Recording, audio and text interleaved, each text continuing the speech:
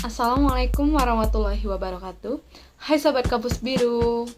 Saya dari Kampus Institut Teknologi Kota Pagaralan, Prodi Kesejahteraan Sosial, semester 2. Tujuan saya membuat video ini yaitu memenuhi tugas Bapak Merianto Esos Emsos. Mata kuliah, Filsafat Etika Pekerja Sosial. Baiklah, saya akan menjelaskan definisi filsafat menurut Anda. Filsafat adalah usaha manusia untuk memahami dan merenungkan berbagai aspek kehidupan, termasuk asal-usul, makna, tujuan, dan hakikatnya. Secara klasik, filsafat sering dianggap sebagai upaya untuk menjawab pertanyaan-pertanyaan mendasar tentang eksistensi, pengetahuan, moralitas, dan realitas. Filsafat tidak hanya berurusan dengan jawaban-jawaban konteks, tetapi juga dengan proses berpikir yang mendalam dan kritis dan merumuskan pertanyaan-pertanyaan tersebut. Dengan demikian, filsafat bukan hanya sekedar kumpulan pemikiran dan ide-ide, tetapi juga merupakan proses penelusuran, refleksi, dan pemeriksaan terus-menerus terhadap cara kita memahami, mengidentifikasikan dunia di sekitar kita. Selanjutnya, jelaskan ciri dan tujuan dari pembelajaran filsafat. Ciri-ciri pembelajaran filsafat. 1. Refleksi mendalam. Pembelajaran filsafat menurut refleksi yang mendalam terhadap pertanyaan-pertanyaan fundamental tentang eksistensi, pengetahuan, moralitas, dan realitas. 2. Kritis dan analisis. Filsafat mendorong pemikiran kritis dan analisis untuk memahami dan mengevaluasi argumen, konsep, dan ide-ide kompleks. 3. Abstrak dan konseptual. Pembelajaran filsafat seringkali berurusan dengan konsep-konsep yang abstrak dan konseptual, yang membutuhkan kemampuan untuk berpikir secara abstrak dan mengeneralisasi. 4. Diskursif dan dialogis. Filsafat melibatkan diskusi dan dialog yang aktif antara guru dan siswa, serta antara siswa sendiri untuk menjajahi berbagai perspektif dan pandangan. Yaitu tujuan pembelajaran filsafat.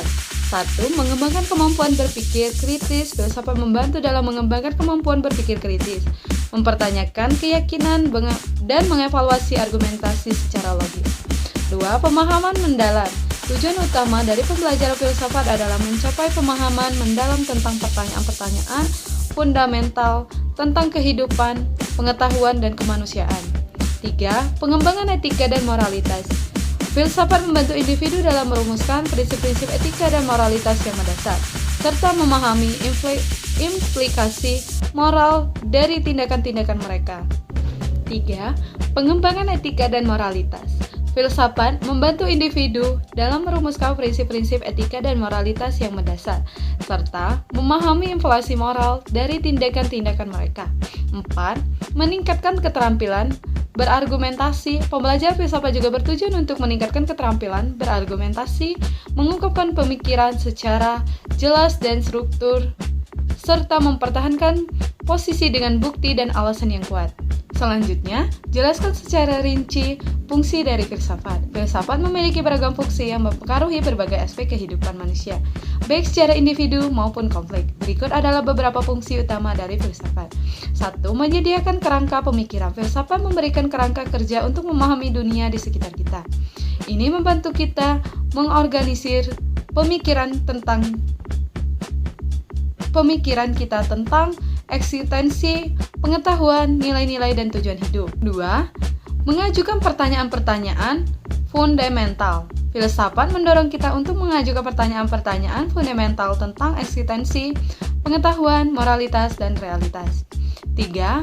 Mengembangkan keterampilan berpikir kritis. Filsafat melatih keterampilan berpikir kritis seperti kemampuan untuk mempertanyakan, menganalisis, dan mengevaluasi argumen secara logis. 4. Mengali makna dan tujuan.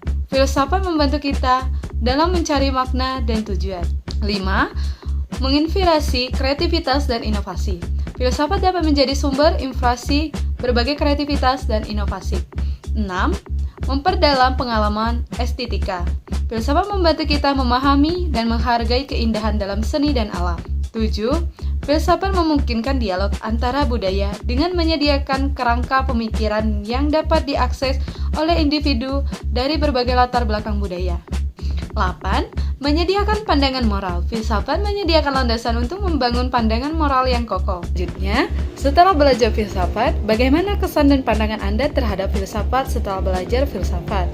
Kesan dan pandangan saya terhadap filsafat menjadi lebih dalam dan kompleks. Beberapa aspek dan mencerminkan pandangan saya adalah: 1. Kekaguman terhadap keanekaragam pemikiran.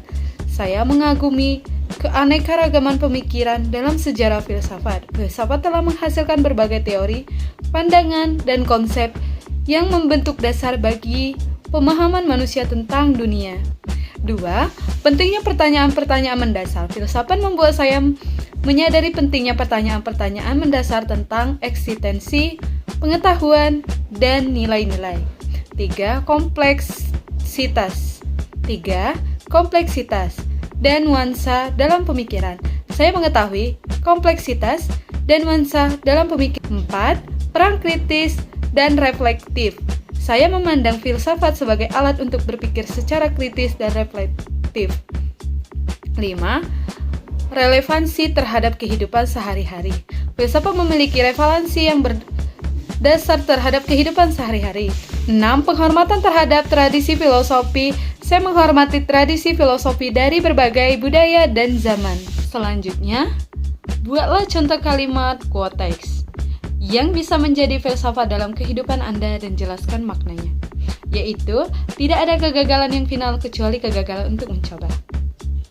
Yaitu makna dari kutipan ini adalah bahwa dalam kehidupan, kegagalan bukanlah akhir dari segalanya. Meskipun kita mungkin mengalami kegagalan atau rintangan dalam mencapai tujuan atau impian kita, hal itu tidak boleh menghentikan kita untuk terus berusaha dan mencoba lagi. Kegagalan adalah bagian dari alami, dari proses belajar dan pertumbuhan.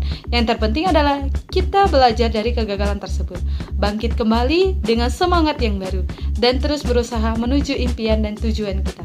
Dengan sikap ini, kita dapat merubah kegagalan menjadi kesempatan untuk berkembang dan meraih kesuksesan yang lebih besar dari masa depan. Baiklah, itulah penjelasan dari saya tentang filsafat. Kawan-kawan bergabung dengan kita di kampus Institut Teknologi Kota Pagar Alam dengan jurusan Kesejahteraan Sosial. Terima kasih kepada Rektor Institut Teknologi Kota Pagar Alam, Ibu Asmina MM.Com. Dan saya ucapkan terima kasih juga kepada Ketua Prodi Kesejahteraan Sosial, Ibu Wita Haryani SOS MAP. Dan saya ucapkan terima kasih juga kepada dosen pembimbing mata kuliah, yaitu Bapak Merianto SOS MSOS. Sekian, terima kasih. Itulah hasil video saya. Apabila ada kesalahan, saya mohon maaf. Saya akhiri. Wabillahi taufiq wal hidayah. Wassalamualaikum warahmatullahi wabarakatuh.